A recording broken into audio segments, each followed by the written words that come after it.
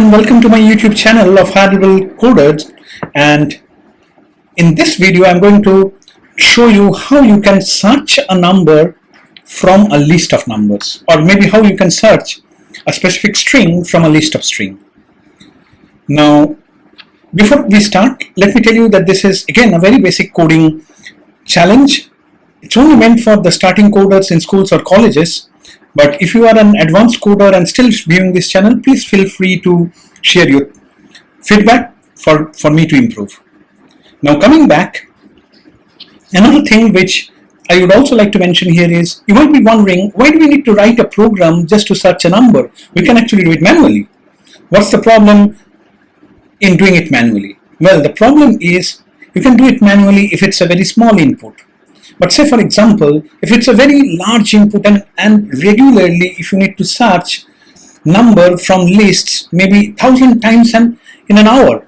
Like say for example, you develop a phone book application where you need to search a name from the list of some million names in a city. Or maybe you can think of even an actual search engine. So this program will actually introduce you to the concept of how you can search a specific thing in a list of things. The implementation is very simple, and in this video, since this is just for beginners, we will just see the basic implementation.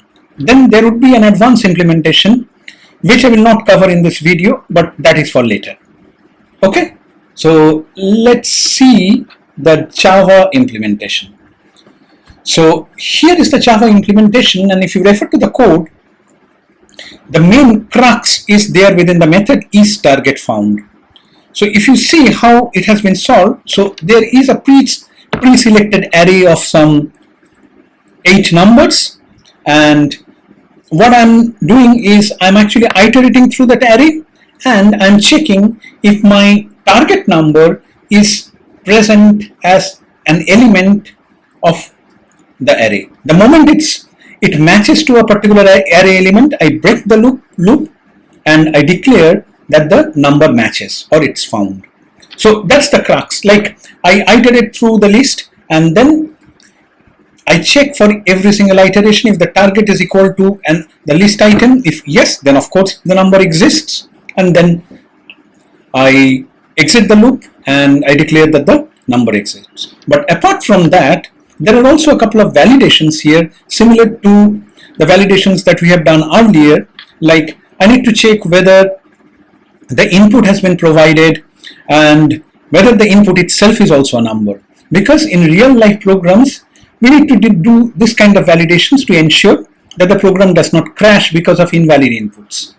And now the JavaScript solution, structurally again it is same, because it's very similar, because if you look at the logic within the isTargetFound function, which is the main or the crux of the entire program, the logic remains the same. It iterates through the list and it checks if the target number is equal to the list iterating number, and if it is, then of course it matches and yeah, it breaks the list.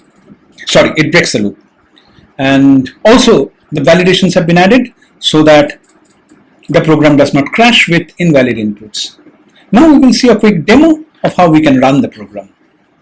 Okay, so this is the Java program, and first we need to compile the program using Javac, and then we will run the program. So if I'm trying to run the program without the input, then it says that a target number not provided. So this is the validation here.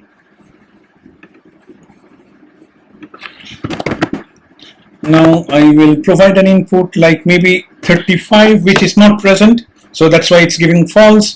Now I will write maybe 30, which is present, so now it's saying true. So that's how the program is running, and I hope definitely you understood the logic within the isTargetFound method. But here within the main method, I'm first checking if args.length equal to 0 or this is blank. Args is basically an array which captures all the command line inputs after the name of the program. So if you give 5 command line inputs after the name of the program, then it will be a 5 element array, and we can access the element as 0, 1, 2, 3 like that. So I'm checking if the array length is 0 or the first element of the array itself is blank, then I'm saying that you have not provided any input, so, which is this case. So if I do not provide any input, and then I'm also checking if the input provided is an integer.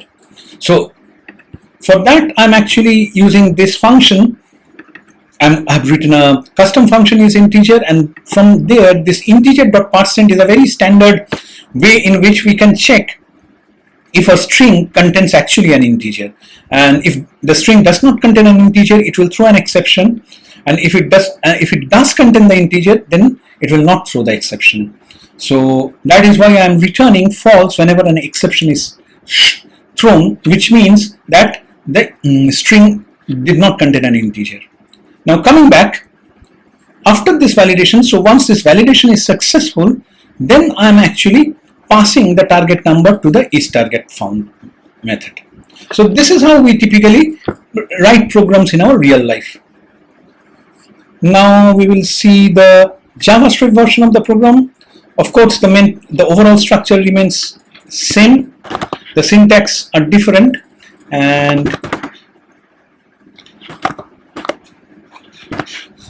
I will now run the program with this. So 35 is not there. We'll run with 30. 30 is there. So that's it.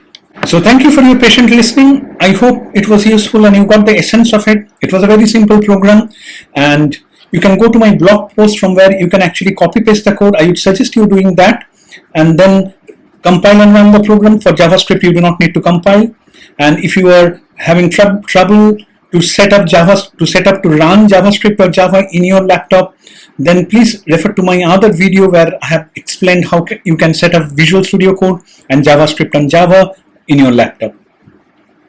And last but not the least, if you really liked this video and if you think it is useful, please go ahead and like the video and also subscribe to my channel, because that would motivate me. Thank you.